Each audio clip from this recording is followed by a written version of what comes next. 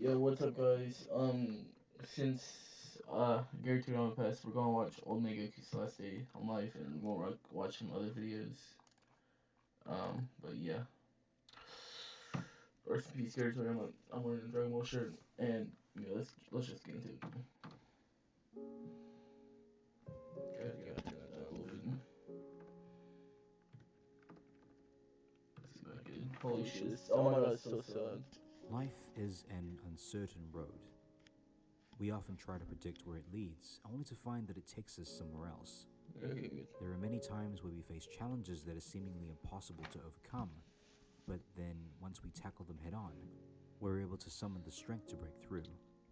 Goku is a character that has never tried to predict where his life would take him, nor has he ever been afraid of change.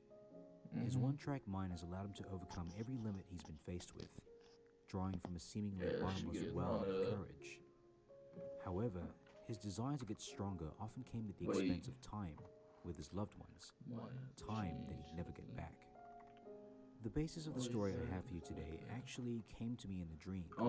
It made me wonder what Goku would be like at the end of his meaningful life, a life that I feel he'd want to see through naturally, all the way to the end and without the help of the Dragon Balls. How would he feel knowing he only had so much time left? And what would he have learned by then?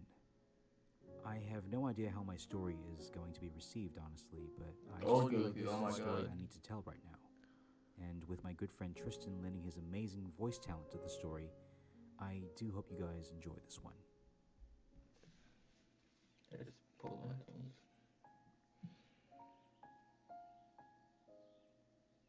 Whew, all done. Not too bad if I do say so myself. I have a really good feeling about this year's crop, Chi-Chi. Kinda sounds like Old him Goku too. finally got it right. Well, better late than never. Oh shit, is that It's Gigi funny died? how something that isn't training can be so satisfying. Well, I guess you've always known that. Ah, Vegeta! Wow, is that really you? It's been a while, hasn't it? Hello, Kakarot. That sounds like Indeed, it Oh, has God. been quite some Oh, that's so nice. Oh, the instruction for GT, that's so cool. time. With you as our god of destruction, things have been so peaceful. I kind of miss the chaos of the old days. Yeah, I know. But tell me, Oh my god. what brings you here after all this time? The truth is, Kakarot, I'm afraid this isn't a social visit. I've sensed your life force fading for a while now. Oh I shit. believe your life in this realm is coming to an end. I am sorry. Yeah, that sounds about right. I have gotten old, haven't I? Don't give me that look, Vegeta. If you ask me, I don't know how else I'd have it. Although, do me a favor, would you? I want you to give this body a proper send-off. How about a little sparring, for old time's sake? Kakarot! This spot'll do just fine. Well, it's not a planet, but it'll do, I suppose. I haven't been this excited in a long time. Don't disappoint me, Vegeta. Careful, Kakarot. Bravado's fine, but only if you can back it up. Vegeta would know.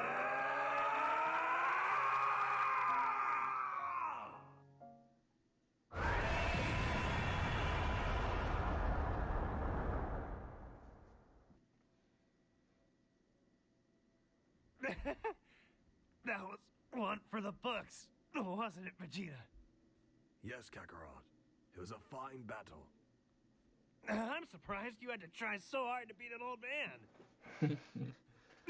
What was that?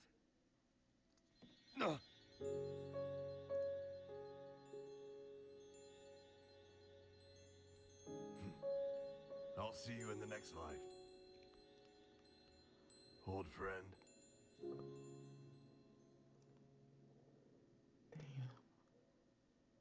Life's end comes for all of us eventually. There's nothing wrong with striving for greatness, but with only so much time on this earth, it is also important that we spend as much time as we can with the few who make life worthwhile. Thank you so much for watching my story, and I will see you all in the next video. Damn. Oh, no, Roman. God, yeah, that's good. Damn, bro. Okay, the link with this video will be in the comments, and that's that. And yeah, I've already watched this.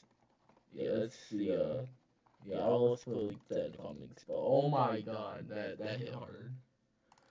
Okay, time to watch some. Oh yeah, don't mind any of that shit. I just got bored. This one I like looking at clips of that, and yeah that. Yeah, didn't see him. He still got his art. Don't lie. What should we do? Snarl. Snarl. Classic Snarl. What should we do though, bro? I've watched like all of them. Watch out. Watch this. Which one haven't we watched? Fuck. So that's probably we did watch that. We watched that. We watched that one. Second we watched, I think.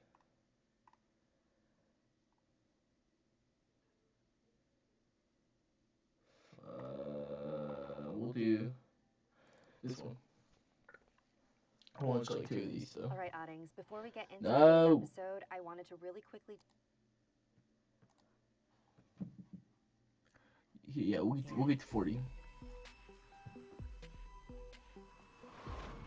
The Messenger. The following story was in... Hold up. Before we get into this, I did watch a scary story today. Hold up. Actually, no. I'm gonna shout this guy out real quick. Hold up. I'm gonna shout this guy out real quick. Don't.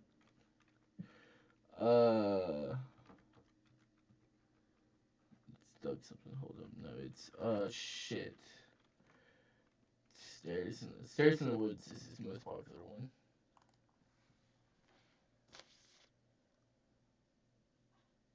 Oh my god, we gotta watch that sometime. Right here. I shout this guy out. We're not gonna watch. We might watch one of his videos. But see, they're all like an hour long, as you can see. And I'm not gonna react to something that's like an hour long. But I just got to watch this one. Amazing. I need to watch Mr. Nightmare shit too. Anyways. But yeah, that's amazing. That was good. All his videos are good. I really didn't watch this one though. Besides Jeffrey Dahmer Rap. That's like the only one I watched though. Good. All of these good. I need to watch this one though. It's like, as you can see, I fucking watch all his videos. So all what you guys do is only subscribe and put some notifications. And you know, maybe. If you're considering joining this exclusive Not- membership, I don't know about just this know one, that if you do, but I'll be eternally Clothing grateful. Clan. And Do that. if you decide to do that, Join it. Oh shit. Anyways, let's get back into the video. Prepared by a submission from Victor. This is a... Also, real quick, I'm scared. See, I have my webcam and audio shit on this side of the computer. I'm scared I'm just gonna look at the webcam real quick and just see someone sitting behind me. That'd be terrifying. story his grandfather told him. Victor's grandfather, Ricardo, used to work as a mail and message man. I don't want to pause every couple minutes, but like, whenever I do these fucking videos at night, it feels like I'm being stared at by something back there too. It's fucking terrifying, dude. This was back when people communicated primarily through letters or Morse code. Because not everyone was literate, he was hired by people who needed someone to write their letters for them. Sometimes he'd be called to read aloud letters that had been received. One day, he received an urgent request from his employer via Morse code. Family needs your immediate assistance reading a letter. Double pay. It was the middle of the night and the address was at least an hour walk away, but Ricardo was fine with it if it meant more money. Old He old put on his times. coat, grabbed a lantern, and headed out. It was pretty chilly that night. The wind was gently whistling, the crickets were softly singing, and the only light was from the moon and Ricardo's lantern. He decided to take a shortcut through the wooded area of the town. The trees blocked out most of the moonlight, but Ricardo wasn't afraid of the dark. He had been walking for about 10 minutes when he noticed a very small, flickering light up ahead. Curious to know what it was, Ricardo picked up speed towards the light. As he came closer, he saw a handsome, sharply dressed, middle-aged man trying to light a cigarette. The hell? The man called to him. Hey! Wanna give me a hand? Ricardo walked hell up to no. the man and shielded his cigarette so that the flame wouldn't go out. He I don't know. stunk of tequila. You probably shouldn't be smoking, Ricardo mentioned. The man looked at him with a smile. You sound just like my wife. What are you doing out here in the middle of the night anyway? I could ask you the same thing, Ricardo said, bluntly. He was never one to shy away from expressing his thoughts. The man chuckled and held out his hand and introduced himself as Javier.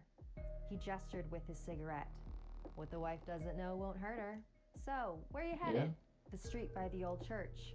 I'm headed that way too. I'll walk with you. And so the two men began to walk side by side. Javier was very chatty and opened up to Ricardo. I don't trust He this guy. confessed that he had gotten himself into a very bad situation and owed a lot of terrible people a lot of money. But tomorrow, he was going to confront the boss and negotiate a deal. There was a pretty high chance it would not end well. Ricardo asked him if his family knew about any of this, and Javier laughed. My wife thinks I'm a traveling salesman. If she ever found out where our money actually came from, whew, I'm a dead man. They reached the church, and Ricardo spotted the house he was looking for. It was a modest home, surrounded by a low fence covered in unique decorations Ricardo had never seen the likes of before. Fuck. As he knocked on the door, Ricardo had completely forgotten about his companion, but when he turned around to say goodbye, Javier had already left. The door was opened by a small boy who led him inside. There, he was greeted by a visibly upset woman. The inside of the house was decorated with even more strange amulets and charms. The woman thanked him for coming at such a late hour and shoved a letter in his hands. Ricardo read the first line out loud. To the family of Javier Garcia. He paused. He silently read the rest of the letter to himself.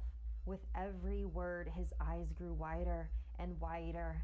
His heart dropped deeper and deeper. What's Your that? husband is a worthless piece of shit. He's now underground where he belongs. And if you don't send the rest of the money he owes us, you'll join him too. Ricardo stared in total disbelief at the page in front of him. The woman was pestering Ricardo to read the letter aloud.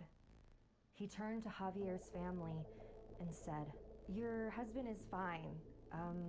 He was sent on a last-minute, very important trip. It won't be long before you see him again. I'm sorry, I have to go. Good night. Ricardo left the house with a knot in his stomach. The family was in danger, but he just couldn't bring himself to tell them the truth and ruin their image of Javier. Once he reached the fence, he found Javier was standing just on the other side. Damn, really? But he no longer looked clean-cut and put together. His face was battered and bruised, his suit drenched in blood and sweat. His limbs were contorted in horrific ways. He saw Ricardo and lifted his unlit cigarette with his mutilated arm. Hey, want to give me a hand? Thank you to all of our patrons. If you'd like Oh my to join our God. VIP You scared the shit out of me. Oh my God. No, okay, I'll tell you after I'm done with the recording, okay? I'll tell you when I'm done with the recording, okay? I'll tell you when I'm done with the recording, okay? I'm watching scary videos.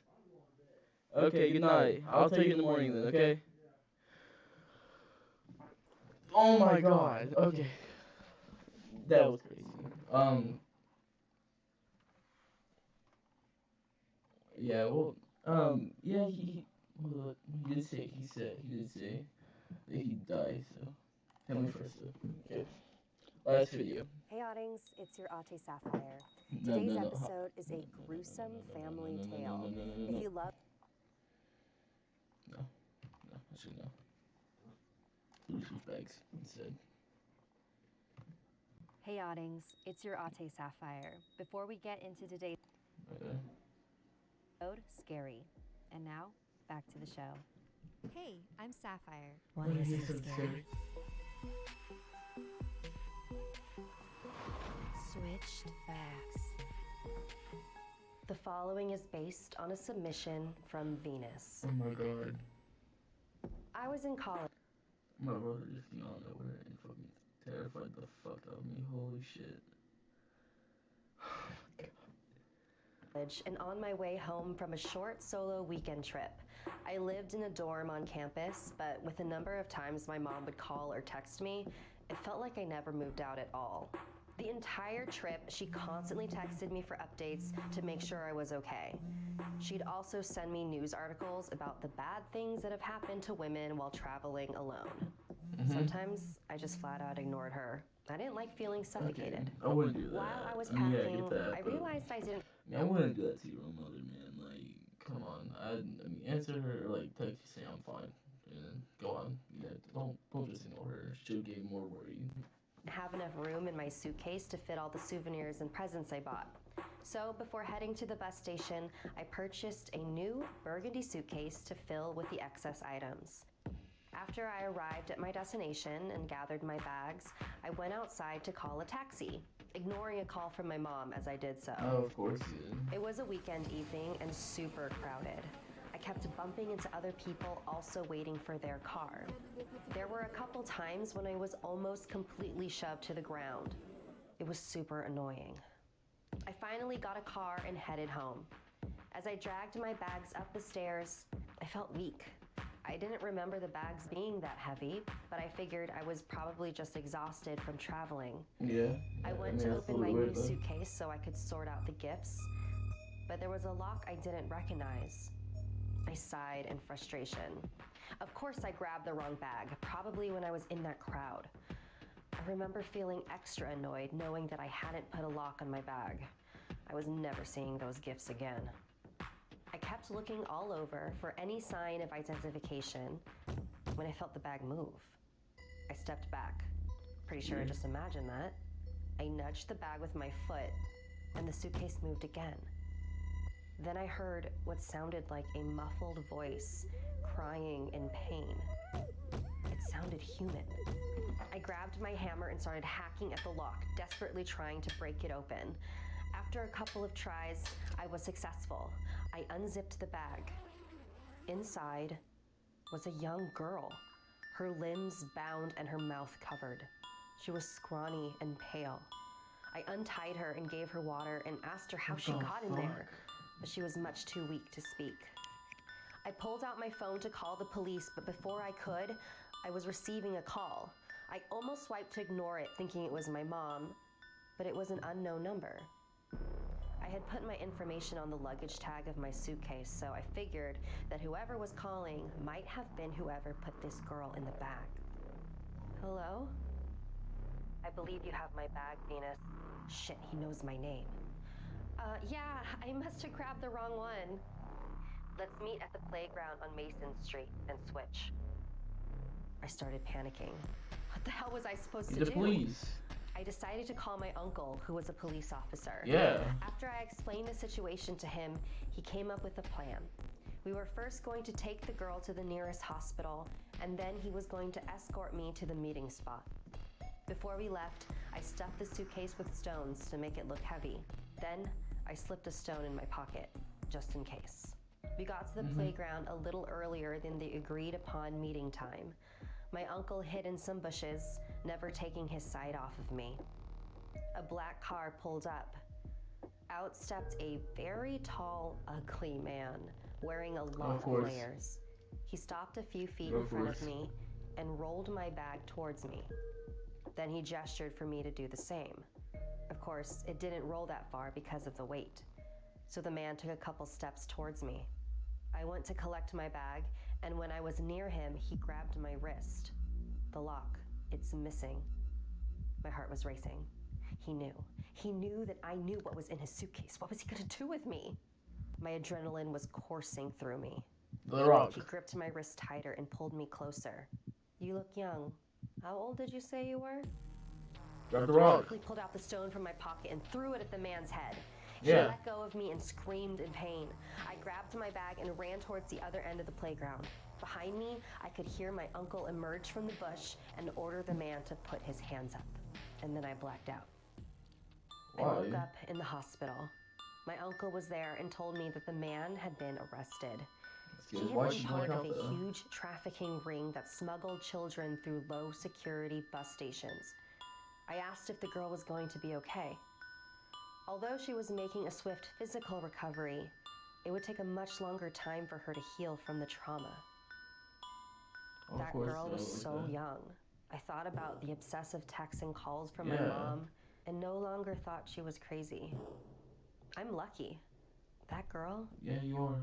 could have been me. Yeah. Now don't be a rude little shit and it's your mom next time, old dick. Trafficking is a real and horrifying global problem. Yeah, You it can is. visit polarisproject.org No. to learn how to No, spot a no. victim and other ways Actually- you can take action. Actually, no, yeah, no. So, living in Los Angeles, it's really useful to know Spanish. Ed? I took a couple Yeah, it's that, yeah, it's that. Right. Yeah, it's that. Well, hey guys, subscribe to Sapphire. years of it in No, high stop. school, but let's be After my brother scared the shit out of me tonight, I'm not gonna watch any more. We'll watch some of these next time. Some of these, huh? Yeah, okay. But, yeah, damn straight. Huh. Anyways, yeah, that's gonna be this video. Now I'm gonna be locked in my bedroom and read my Bible. That's not even scared the shit out. Oh my god, he scared the shit out of me. I'm gonna watch back on my face now. But yeah, see you guys later. So Daniel out. Oh, and let's say something. Even though I'm recording in someplace new right now for my gameplay videos, besides this universe video, because that's gonna be on the PC. I'm trying to add mods to it. I can't figure out how to add mods, by the way. It's hard as fuck. But right now it's gonna be shot here, the reactions, and that's the universe 2. But everywhere else is gonna, like every other game, is gonna be shot in my new recording place. Well, thank you guys so much for watching. So Daniel out.